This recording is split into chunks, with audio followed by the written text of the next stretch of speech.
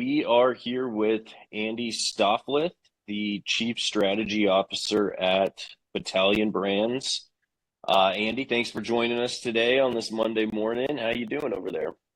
Good. Thanks. Thanks for having me, Jacob. Always excited to kind of talk about our work and ultimately talk to people who have interest in hearing about the kind of work that we do. So thanks for having me. Yeah, absolutely. And for some of our listeners who, may not know you, how did your career evolve into home services, franchising, and, ultimately leading strategy at Battalion Brands? Yeah, that's a long story, so I'll keep it as concise as possible. Really, my background for the last 7 years was in the kind of post-disaster recovery world, going in and rebuilding after, hurricanes or tornadoes, with a nonprofit, managing a lot of subcontractors. So we got to see kind of some of the pain points in communities. A good friend of mine who was in the Marine Corps with me, Kyle Conti, had reached out to me about a year and a half ago and said, "Hey, I've got this idea, like you've done clearly very well in what you're doing. You're running kind of national operations of this nonprofit. I've done very well in this roofing company. What I'd like to do is begin to franchise that and kind of share the wealth and offer this opportunity to other military veterans." And I said, "I'm 100% in. Let's figure out how to map this out and do this." So we kind of put our heads together and worked on how do we create a franchise that can take something, an established name that was grown in Kentucky, and begin to offer it to really capable individuals who've served in strong markets. So that's kind of been the philosophy. There's a lot that goes into franchising, from like the legal contractual stuff, but also kind of systems and processes that you can train folks on. And then what technology and resources can you give them to kind of give them a leg up so that they're not starting from scratch? Because as you may know, construction is not something that you can just learn instantaneously. Even doing it for a decade plus, there's still things that I'm learning on a constant basis. So we want to kind of level the playing field with some of our technology and our tech resources, but also provide good systems, processes, and training to empower folks to be successful business owners. Yeah, I love that. I love that story. Obviously things can be challenging for the vets, in this country, and giving them a way that can help to, establish a firm footing for something like this, I think is admirable. Yeah, I think So, the challenge is, there's a lot of programs for folks that can help with like workforce placement and other things, but you're typically kind of targeting those entry level roles. And that's not a good fit for everyone who's exiting service, right? There's folks who've done 4 years, they've become a non-commissioned officer, or folks who are in the officer corps who have leadership potential. They've managed lots of resources, lots of financials, and lots of people, and they have great leadership potential.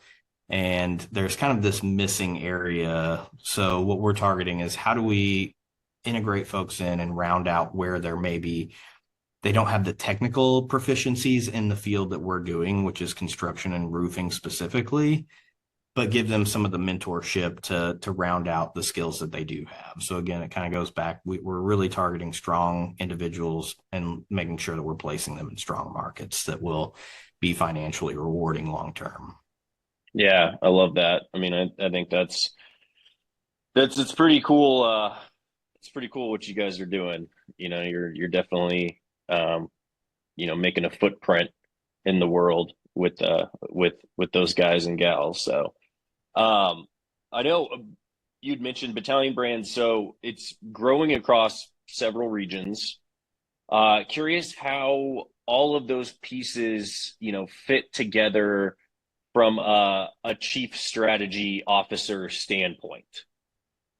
Yeah, scale is important in any business, right? You've got to be able to effectively grow in very smart ways. So part of my job is piecing together that strategy so that Battalion Brands can accelerate growth, but also have risk tolerance built into our model. So if I look at, maybe a 5-year plan for Battalion Brands, it's not to have 500 franchisees all over that are doing middling in their revenue.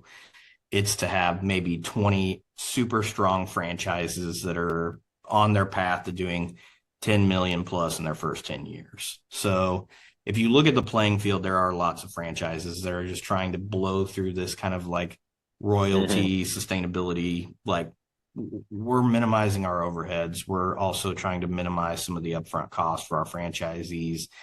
It's more of a white glove experience that we're aiming for, because with veterans, there's a high degree of trust needed for them to Yeah, feel empowered to be successful, right? So thus, we're veterans ourselves. We can speak to and work with. So again, looking at strong markets and limiting who we're bringing in is going to also reduce drag and friction and training folks who, you're kind of just taking their money and their investment and knowing that they're maybe not the most capable individuals, or um that when times get hard, are they going to fold under pressure? So again, part of this focus is creating pathways for veterans who have the aptitude for it and the financial capacity to take on this risk.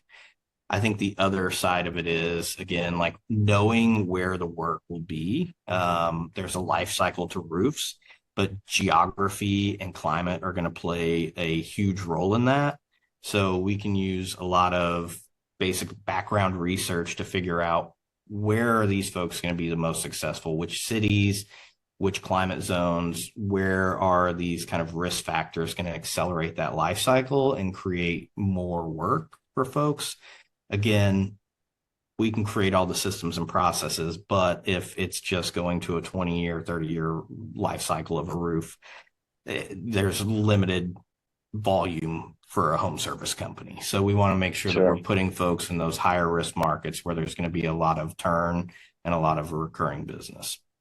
Yeah, that makes a lot of sense. I mean, I think a couple of those points, like quality over quantity, first and foremost, ensuring that you're setting these people up for success, I think is, equally as important. Because, I mean, just if some of the markets you mentioned, like Kentucky, Chicago, Florida, vastly different realms in regards to weather, in regards to what those roofs are going to entail over the years. And I was going to ask you, I know you mentioned like a white glove kind of a service is what you guys are really shooting for. I mean, is there any single biggest just non-negotiable standard that as a CSO enforce to just make sure that it's, a high quality experience for every customer, regardless of which franchise?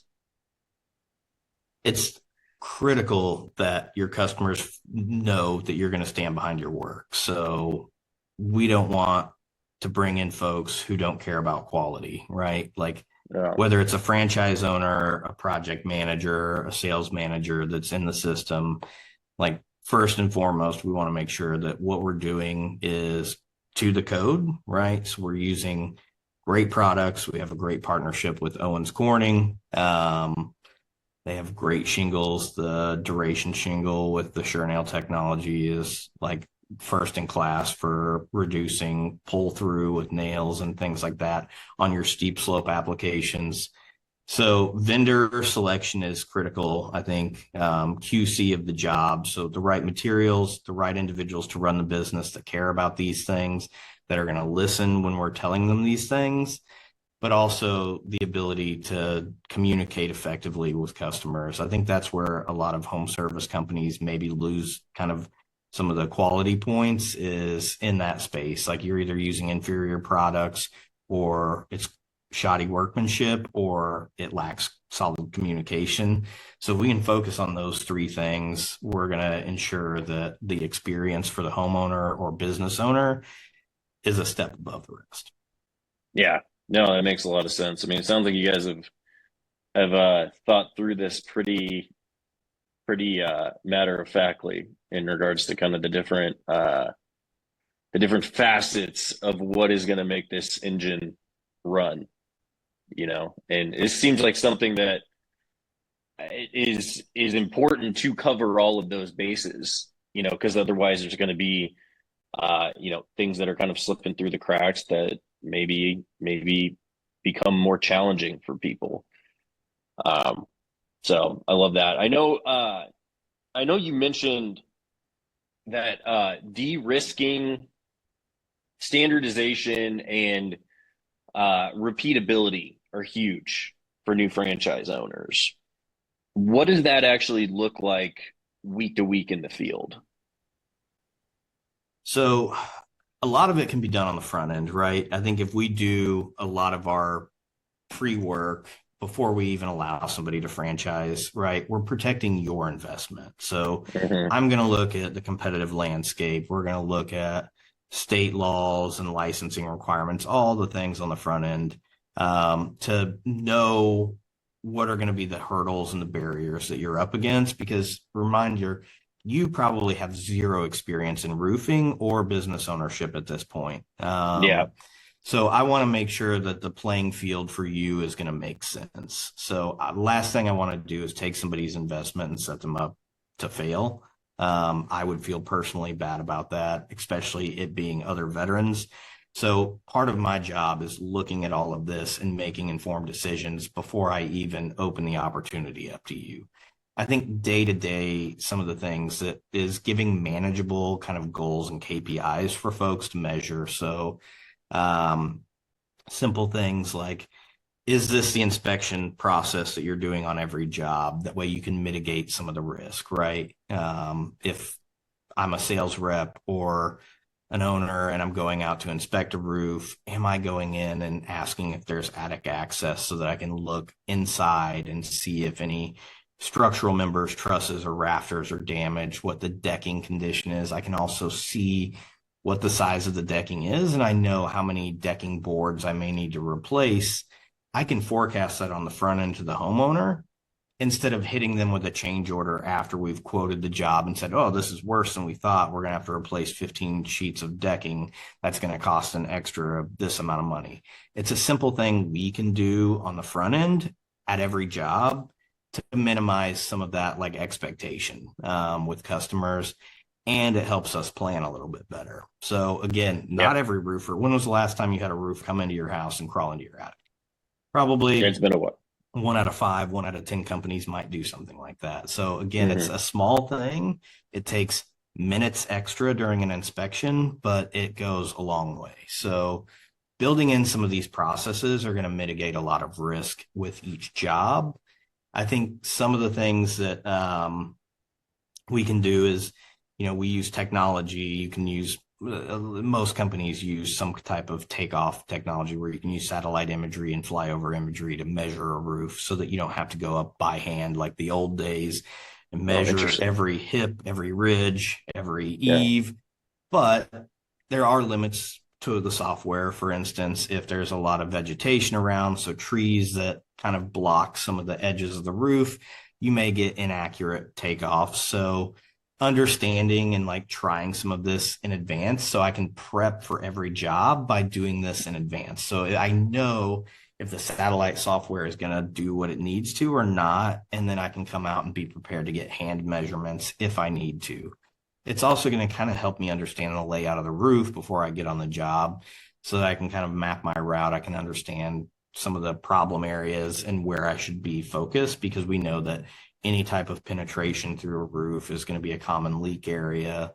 So we can kind of look for certain details and pay really close attention to those again and head off some of the things. If you just show up and you kind of wing it, like you're more likely to miss something than if you have a solid game plan going into a job.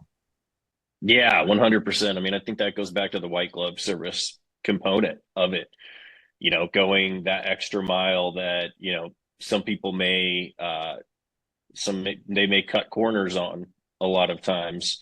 Um, I can't tell you I can tell you how many phone calls I get from just numbers that I've never heard of, seen, and they're like, "Hey, we're actually on your street this week. We would love to pop in." And I'm like, "Wait, what? Like, who is who are yeah, who is this?" And you have no idea.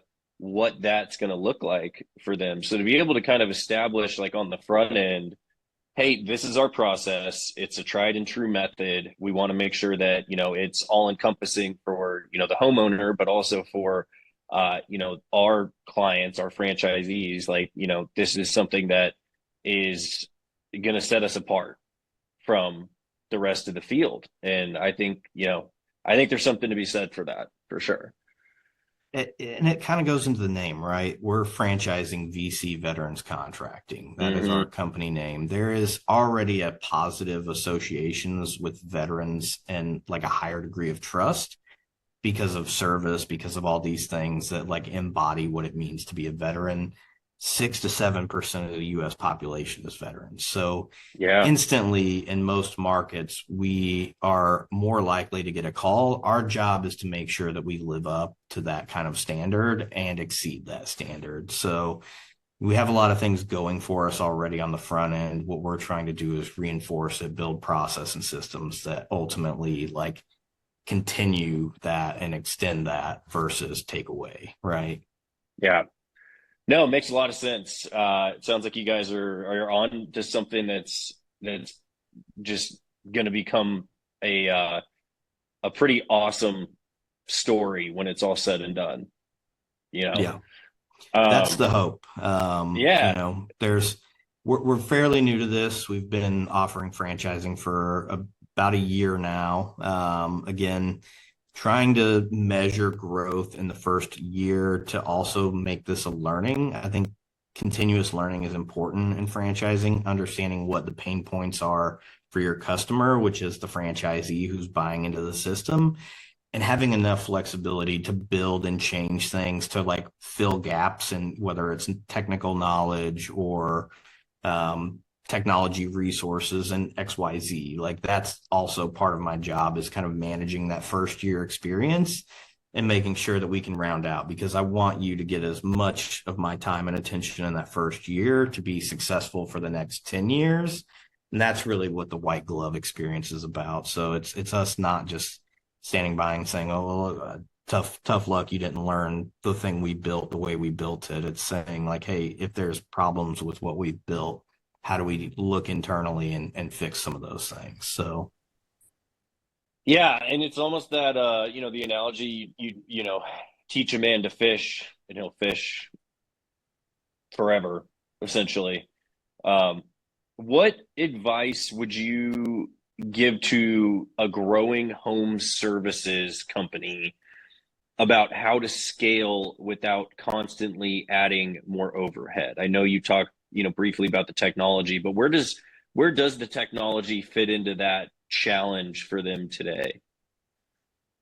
so I think it's a bit of understanding production, right? So if I'm a business owner and I have a project manager who manages the operational side of my business, that individual, as long as I'm working within a certain radius, so I kind of have certain known quantities, they're going to have a certain capacity to manage X number of projects within that radius. So understanding what each role in their capacity is before you bring on additional resources. I don't want to hire a second project manager until we're at 80% of our person's capacity, right? I want to get ahead of Yeah. it enough that I have the capacity to train somebody new and bring them in. And we can leverage our tech stack to give us some of this data. Other things I'm looking at are close rates. So everyone that calls is not going to become a customer. Like that is the basics in home service that like figuring out what that conversion ratio is and then helping train your teams to understand how to focus. All right, like, well, you know, market competition, this, that, or the other. Where are we falling short? What are we not able to close the deal? Is it that we need additional training and sales? Is it that our margins are not competitive enough, or that we're closing too many jobs because our pricing is too low? So it's understanding these things. Like ultimately we have to understand how the money moves, how different KPIs impact the business, and how we can coach franchisees and business owners to make decisions kind of using some of the data to ultimately set the pace for the long-term growth of their business. Yeah. I think the other thing is focusing on priorities in your phase of growth is important. You can't just start out doing everything because it's too much for you to focus on. So we want to create support systems in maybe the residential sector. We want to be focused on retail and being able to handle insurance work. Let's learn those two things first. And we can get you started. That's going to create the life support of revenue for your business. And then as our business starts to grow and we become very competent in those things, and maybe we've added a few more resources because we're at capacity, then we can work on new business lines that are going to ultimately increase revenues in that like year 3 to 5, and then years 5 to 10. So it's kind of measured growth and focus that are going to help us Hmm. achieve those things. So always systems and processes, that's constant. The tech stack that we're using that's going to help you, with your CRM, with your estimating, and tracking job expenses, that stuff's great. But also keeping things focused on certain business lines at certain phases of growth is going to help, again, push away all the distractions and say, until you can get this here, and this here, that is off limits. Focus on these things. Yeah. So No, makes a lot of hopefully sense. that's enough Yeah. detail for that to make sense. But No, it absolutely does. I mean, and I think it's almost like working backwards, right? In terms of like, we have a goal which is this, and we can kind of plan out to how can we project out either where we want to be or where we see that is possible to be. And then how can we work backwards from that, and what are the different levers that we can pull to get to that place that ultimately we want to end up in, without going too far one direction or too far the other. And it's not always the easiest thing to do, because like you said, you got to keep, 5, 6, 10 different things kind of on the rails on that, to make sure that things are clicking smoothly. How do you guys, in terms of just for you today with the sales guys? I know you mentioned like training sometimes is a thing, like tracking different KPIs. I mean, how are you guys measuring, how well you're doing in that aspect right now? so some of our platforms are really great. They have like kind of like performance metrics. So every salesperson I can see the average value of jobs sold. I can see what their close rates are.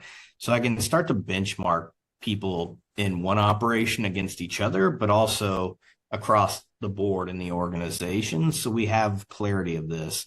This is something that always has bothered me in working in other capacities, is when you have multiple operations in different geographies, it's almost like, well, like it's different here and you just don't understand that. And it's like, not necessarily. If I'm managing the same level of complexity of projects, the same dollar amount, the same materials, the same vendors, some things don't need to have massive differences in certain KPIs for individuals, right? So I think at the individual level, it's hard for us to recognize that, but at the kind of operational and strategic level, you can look at certain things to benchmark performance, and that's a critical asset. And that's what's the value of franchising, is that you have folks who understand these concepts and can help you learn how to do this, so that you're just not kind of expending energy and resources and saying, hey, I'm successful, but I don't really know how to pinpoint what's making me successful, if that makes sense.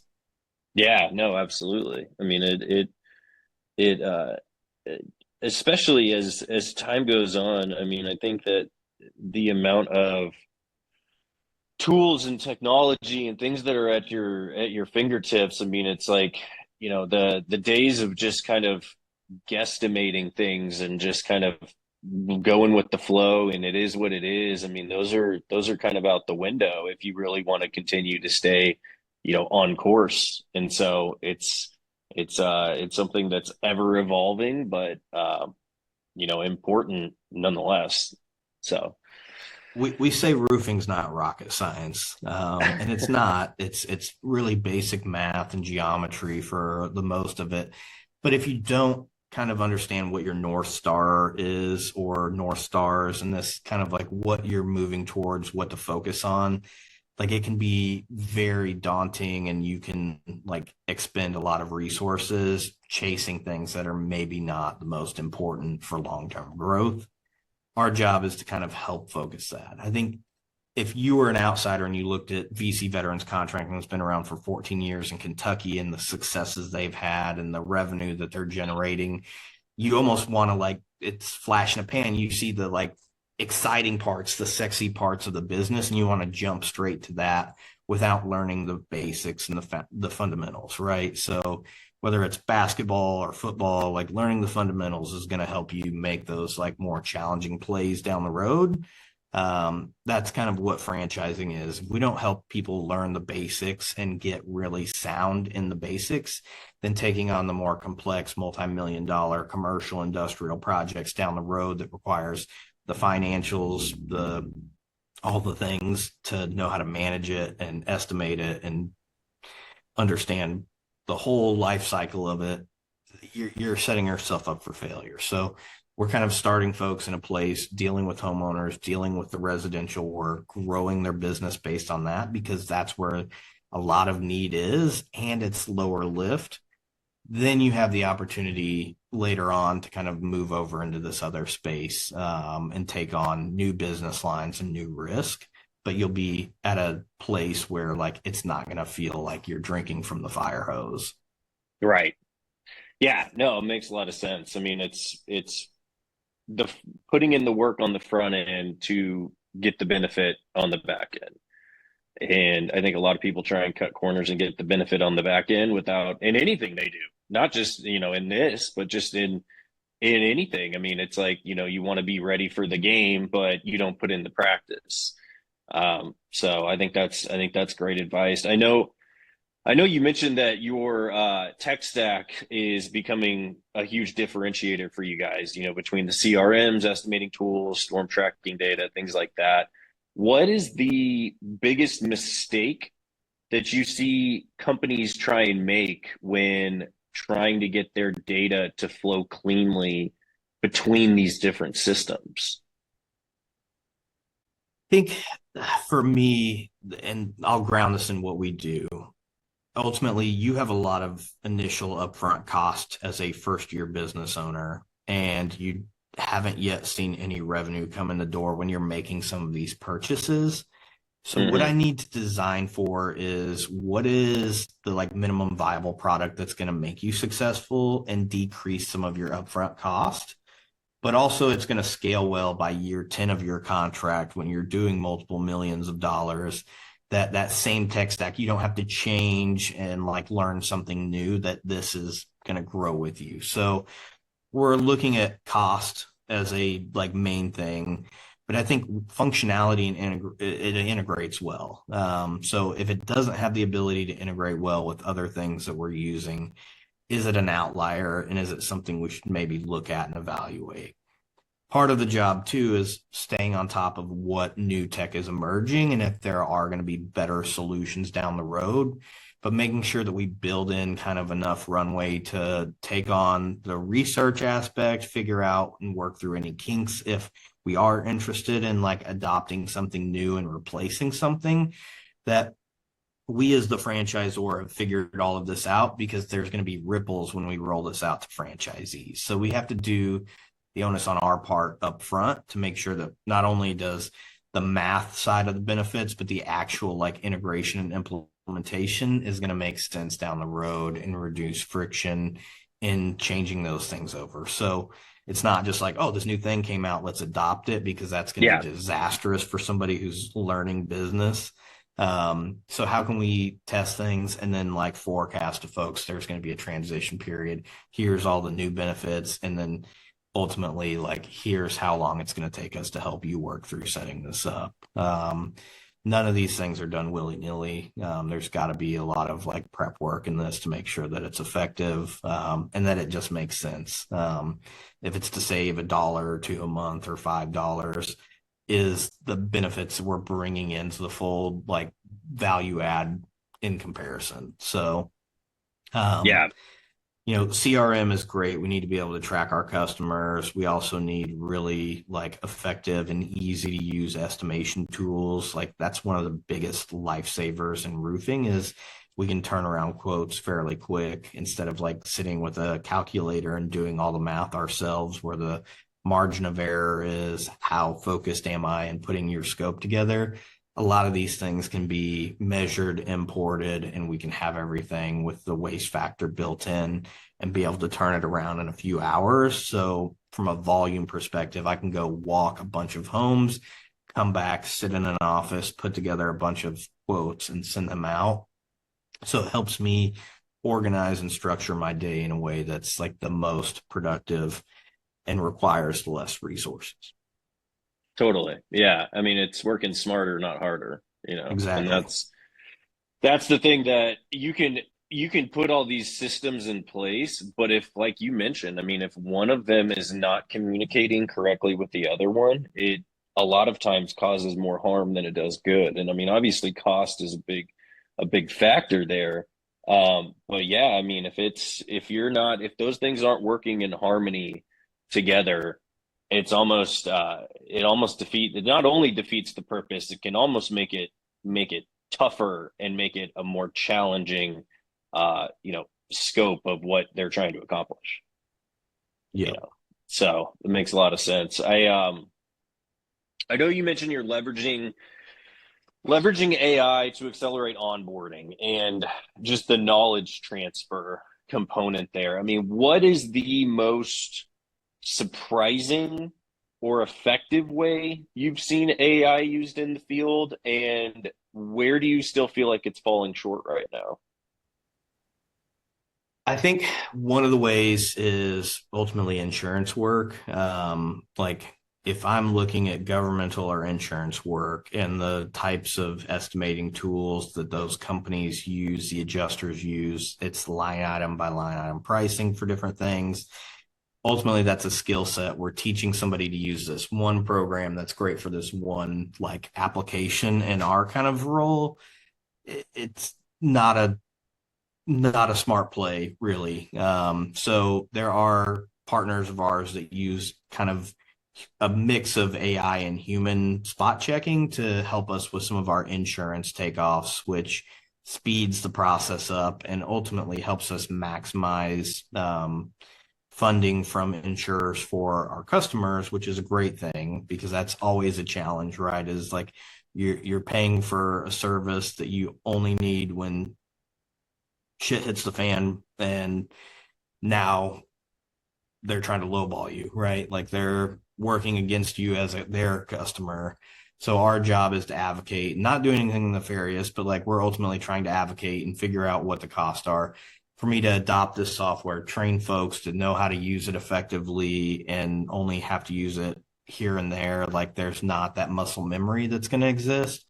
So we can Hmm. outsource to vendors who are using AI that can really help with those takeoffs and help maximize folks' insurance claims and ultimately get their roof replaced without digging out of pocket to find ways to do that.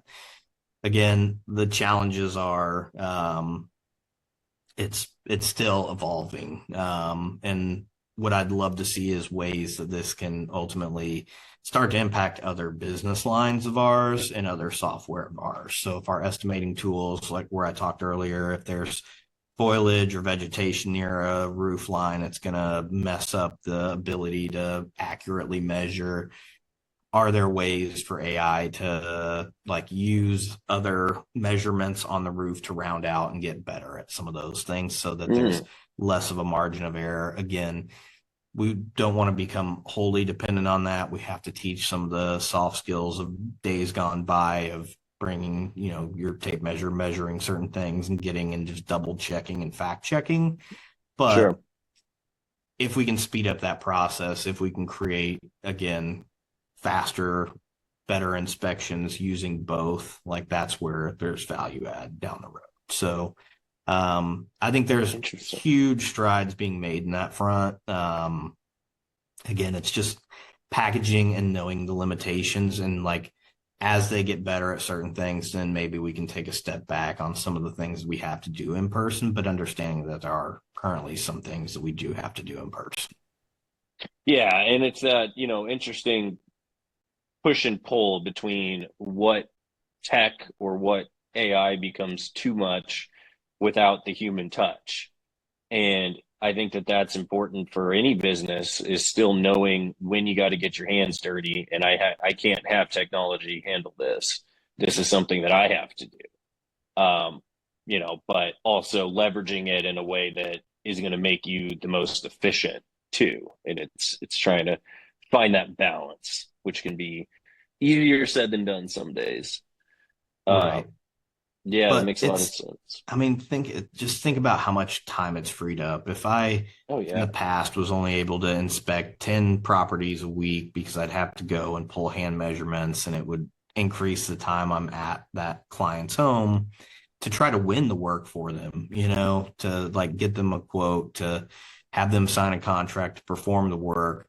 Whereas now I can rely on a lot of satellite imagery and AI and things to help me accelerate that process. Maybe now I can do 15 to 20 a week. That's time value. Like there's a cost benefit, right? I'm not sitting down and having to measure longer and calculate more myself. Like some of that stuff is built in. And then you can build in on the back end of these systems to know like what type of product we want to quote. So as long as it knows the measurements and it knows that this many bundles covers this many squares, this many linear feet of this, it can almost pull together what we would quote, and we can set up these kind of proposals in a really seamless way to turn that stuff around very quickly. Again, if I'm a customer, I just want to get this fixed. I want to get a good price. Like we're helping fulfill that like both ends. It makes sense for both of us, but we just have to ensure that there's accuracy. So that's where we Yeah. test. Yeah, I think that's the big thing is like all of these things are great, but I was talking to a lady the other day and she's like, I use AI for all of my redundant tasks, but I find that I'm having to go back and check them and make sure that it did it correctly. And that's where I'm spending my time now. And it's so true. It's like, all of these things are great because it just says it's going to be accurate in all of these, areas. But how do we know that it's going to be accurate if we don't test it or if we don't check it, you know? So it makes a lot of sense. I know you've been doing this for nearly a decade, not always with Battalion Brands, but um what has been the hardest operational or communication challenge to solve as you guys scale? I mean, where do things most often break down or get messy?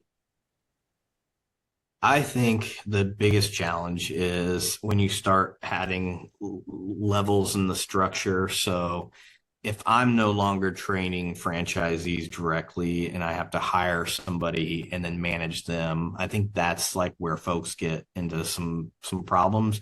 So if I'm a franchisee and I run my own shop and I have everybody sitting in front of me, the 3 to 4 staff members that maybe work for me and we've worked together for a few years, I get ambitious. I want to open another location farther away. Now I'm not only spread loading my time with my current operation, but I can't devote 100% of my time to the new one because I still have to keep some capacity here. I think those are the challenges of replicating like owner kind of oversight and training and standards are where things tend to kind of fall by the wayside. So again, part of structuring and scaling growth is making sure that we see that franchisees are hitting certain revenues, certain kind of objectives before we would even open the opportunity up. Because again, it's about protecting them and their investments and reputation for all of our franchisees. So if we let somebody take too much risk early on in the process that they're not ready for, and that we can't coach them through because their current one location is not in a like stabilized manner, and that's going to create some problems. So it typically takes about 18 months for a team to form, develop norms, and really kind of create like a seamless understanding on top of what other local kind of barriers and challenges there might be. So the earliest you might expect to see that is 18 months, realistically 24 plus. So limiting growth by maximizing capacity in one location is a huge advantage. And also understanding that you can continue to unlock business lines in that one location, and that's going to create additional learning and additional things that you're going to have to wrap your head around. So growing more broadly is going to decrease your capacity than growing in one place. It's not to say that we don't want to push for that. Like ambition is a good thing, but we have to curtail like expectations and make sure that people understand that you're not going to be able to apply this, even with all the like know-how now of having done it here. You can't have the same time investment because you still have to run this over there. And that's a Yeah. challenge that when you're doing operations in multiple geographies, that constraint is applied. And that's something that people don't commonly think about. Yeah. No, I mean, and it's it sounds like it sounds tough to try and kind of balance all of that, and make sure that, we're spending the right amount of time in this area, but also not neglecting this area and making sure that the time that we do spend in this area is leveraged in a way that we're making the most out of it and we're getting fully operational and up, as much bang for our buck in this area. But are we ready to go, deeper into that and things like that? There's so many things that from your role seem like you just have to be, keeping and kind of keeping that whole thing running smoothly. So it's honestly impressive, how you're able to keep that on the rails. Well, it can't just all live here, right? I have to make it transparent so that you can see it too. So Uh, that's where roadmaps are really a great tool. mm, Is I can like show you what the next 10 years are going to look like, where we're focused and like what are the kind of gateways that we're unlocking to get into these next things. So that it gives you actual targets to kind of work towards, and it's going to prevent not all of, but it's going to definitely reduce some of the new shiny object, which is common. Like anybody that's entrepreneurial and that is franchising in a nutshell is running your own business. New shiny object syndrome is going to like take your focus away from priority things to, oh, like look at this thing over here. A roadmap's great because it helps you kind of ground yourself and say, like, to get to here, I need to do these things. So yeah. if you don't want to listen to somebody and you want to just like experiment and do all that, like you don't, franchising might not be for you. But if you can focus enough to say, all right, like I can visualize this, I can see what he's talking about and know that right now I need to be doing this. And then once I get here, then I can like pivot and add this new business line because this will all be managed well and is producing at the like quantities that we need it to. That's how we're de-risking things. That's how we're kind of again preventing some of that like look at this cool thing over here that I should be trying. And it's like, New shiny object. yeah. Now Yeah. we do want to not turn a total blind eye to new shiny objects because you can miss opportunities, but the whole point of franchising is following kind of a pathway that's been established, that has been tested, and that works.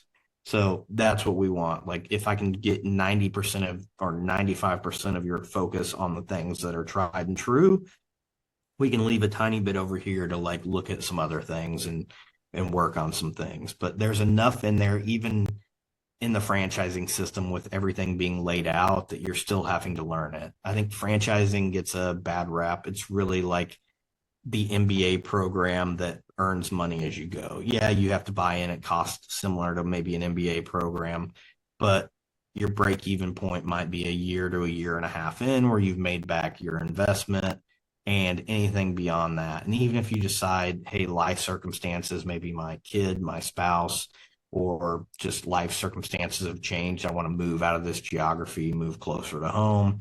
You can sell out and you've still made money learning, doing the thing that is inevitably very challenging with a support system around you. So it's almost like getting kind of a like functional MBA, I would say, in business ownership and learning a really interesting trade. I think that's the other part that I would underscore here is the amount of small businesses that are in the trade space are diminishing year over year, and that's going to be a huge supply and demand issue. So us focusing on helping veterans kind of step into business ownership, provide a construction trade and offer that in their community is an asset. And I think we have a lot of advocates and partners, both vendors and outside, who kind of are championing this right now and hoping that we can kind of course correct for the next decade so that there are home service companies that can fulfill the needs out there. Yeah, no, that makes a lot of sense. One thing stuck out, about the franchising piece is there's so many when you go off in entrepreneurship and you try and start a business and you try to do it yourself or even with a partner and you don't know all of the intricacies of like what it is that you're going to have to run up against. I mean, that itself is a challenge even before you start to try and build the business. And so, like you said, having that support network, I think is massive for somebody that wants to maybe dip their toe in you know, business ownership. But just having that tried and true method in that framework kind of laid out for you, I think is something that could go a long way for a lot of people. Yeah, not high level strategy, but very tactical. That's also Hmm. part of how I build my calendar out for the day. If I fill my calendar with meetings and I'm not able to be responsive to franchisees who run into encounter problems in the field and like need to ask a question, like I'm not providing them a service. So part of my day, I also leave open ended because I know that I'm going to get phone calls that are going to ask questions, whether it's early in the morning or late in the afternoon as projects are wrapping up. That's stuff that like we can also help coach through. And that's Totally. ultimately the value, to your point, is that you don't know everything, but you can lean on folks who have much more experience and a network of people who can kind of help you solve what for you are big problems, but for us are like really small, like seen it 100 times kind of situations.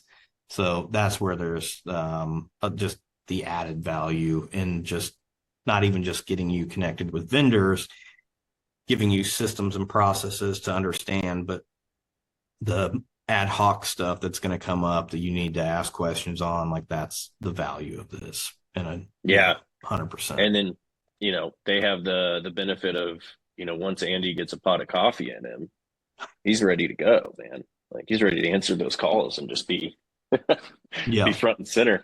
Last question for you, Andy. I always ask this, and I know you've touched on some different components of kind of what goes into your structure and what needs to happen to have some of these franchisees be successful, but thinking outside the box, what is the biggest single opportunity or missing piece right now, whether it's a system, a data flow, a strategic process that if it was solved would allow your brand to scale even faster and just unlock a new level of growth, if anything?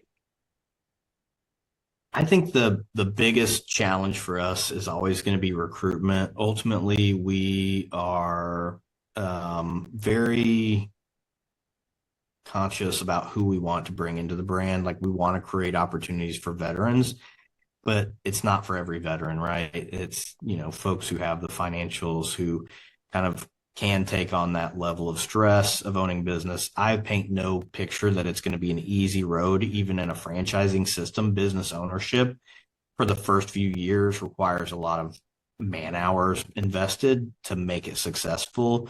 The perk is you reap the reward on the back end for what you've built than working for someone else, right? I will work my ass off for someone else until I retire or die. In a business, if I put it in on the front end, then I can find that I have more flexibility years down the road.